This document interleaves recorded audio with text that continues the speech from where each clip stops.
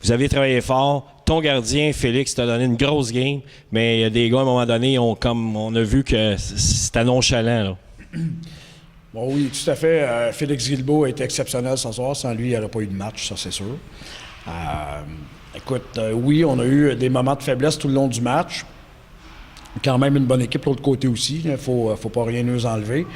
Mais on avait réussi en troisième à prendre les devants. Et puis à la fin de la troisième période, on a eu 2 fois 2 minutes de piqué. Et à la toute fin du 5 contre 3, à 15 secondes, je pense qu'il restait un mauvais bounce de la baie vitrée. Et puis, 3-3.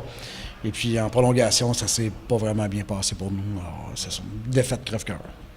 Vous bataillez pour la 5e position, 5e position. Puis là, avec cette défaite-là, puis aussi la semaine dernière aussi, face à... vous avez eu un point, là, mais c'est...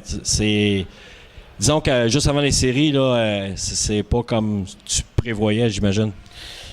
C'est un peu étonnant. On joue contre des grosses équipes, on réussit à gagner. Et puis là, c'est un match de play-off. Je ne vais pas dire qu'Acton n'est pas une grosse équipe, mais je veux dire, c'est un match qu'on ne devait pas perdre. On a bataillé, mais bon, dans l'ensemble du match, on ne peut pas dire qu'on a été dominant, si tu veux, à part Félix. Il y a eu des choses individuelles intéressantes, mais en équipe, on n'a pas super bien joué.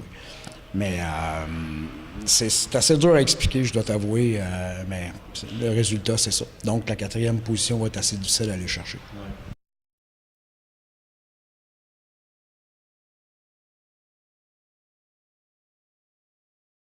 Ouais. Avant la date des contrats, la date de limite où on pouvait signer des joueurs, on multipliait les téléphones. On avait communiqué avec Marc-Olivier Brouillard. On nous avait confirmé qu'il participerait au moins à 2 matchs pour être éligible dans les playoffs. Et puis, il y a eu une blessure en ski apparemment. Et puis, il ne pouvait pas être là ce soir.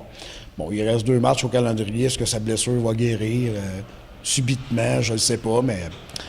Pour Marc-Olivier, je pense que là, on va devoir passer un autre appel, à moins qu'il me rappelle cette semaine puis qu'il me dit qu'il est disponible puis que sa blessure est correcte. Mais à l'heure actuelle, c'est non.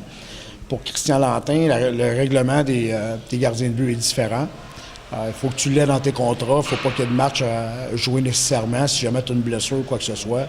Alors, dans le cas de Lantin, j'ai une entente avec que si je suis mal pris, on a une blessure, quoi que ce soit, il va se joindre à l'équipe.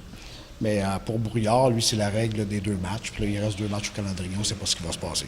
Justement pour Christian, mais je pense que c'est comme plus une police d'assurance si tu arrives des blessures à tes gardiens présentement. Si jamais arrive une blessure, nos gardiens qui font très bien, on ne veut pas que quelques actions soient dans le trouble. Alors, je pense que Christian Lantin, tout le monde le connaît, c'est une bonne police d'assurance. Ouais.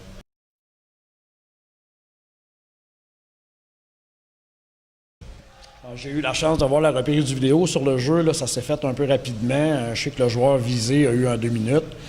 Sauf que notre joueur a rentré au banc sur ses patins, mais a perdu connaissance sur le banc. Là. Or, c'est sûr que l'arbitre a peut-être été un peu biaisé par le fait que notre joueur patinait, mais là, il est parti en ambulance parce que, bon, c'est une sévère commotion probablement qu'il y a eu.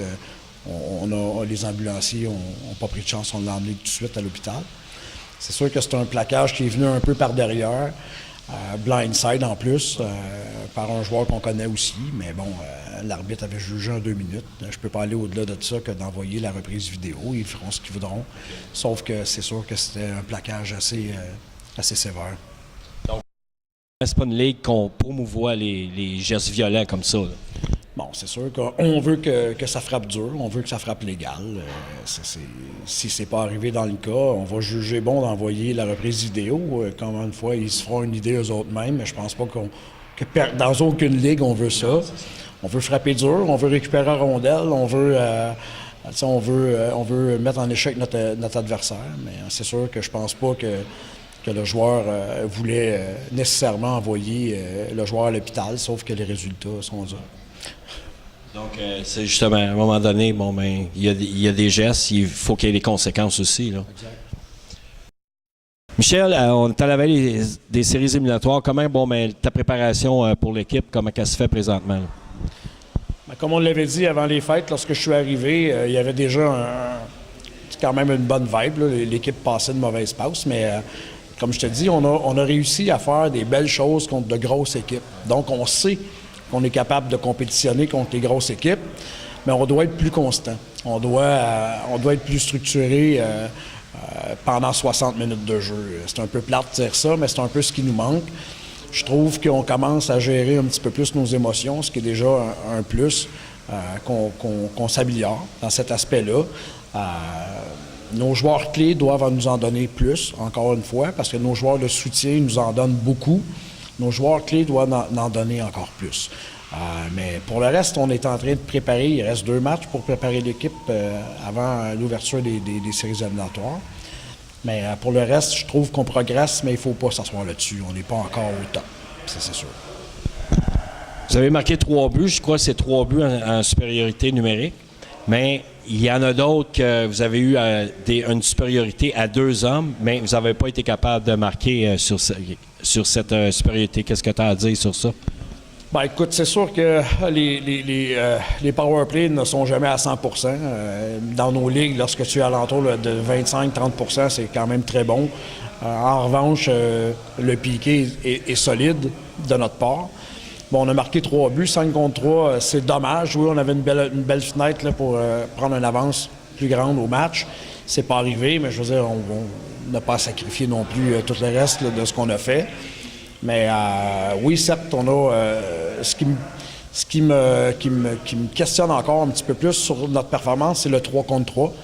Parce qu'on a perdu en prolongation à 3 contre 3 contre Saint-Hilaire. Et puis on vient encore, le 3 contre 3 n'est pas à point, vraiment pas à point. Écoute, on a beaucoup de travail à faire pour les prolongations parce que ce soir, ça a été assez catastrophique. Là. Est-ce que tu prévois, bon, je sais que c'est pas tout le temps évident, mais est-ce que tu prévois possiblement être capable d'aller chercher des heures de glace pour une pratique avant les séries? Bien, c'est sûr qu'on va certainement demander aux joueurs s'ils veulent le faire, premièrement, parce qu'avoir une heure de glace, ça ne veut pas dire que les gens vont se présenter. Je pense que Vincent l'a déjà fait au cours de l'année ou l'an dernier. Moi, je suis toujours prêt à vouloir donner une chance d'améliorer l'équipe. Si les gars veulent le faire, c'est sûr qu'on va le faire. Parce qu'en réalité, tu pourrais choisir des gars que lorsque tu arrives à 3 contre 3, mais tu sais, c'est comme tes 6 premiers attaquants, genre, tu sais, pour être capable de faire de quoi avec eux autres. Le choix était super bon. C'est à eux de prendre les bonnes décisions. Les joueurs qui étaient là, beaucoup de talent, beaucoup de talent. Ça s'est pas avéré prolifique. C'est à eux ils savent très bien quoi faire sur la patinoire. Ils l'ont juste pas fait. Mais je veux dire, même si pratiquer un 3 contre 3, je pense pas que c'est ça qui va nous sortir de pétrin. Sauf qu'on peut certainement prendre une direction dans le 3 contre 3 qui pourrait nous aider. Sur ce, Michel, je te remercie.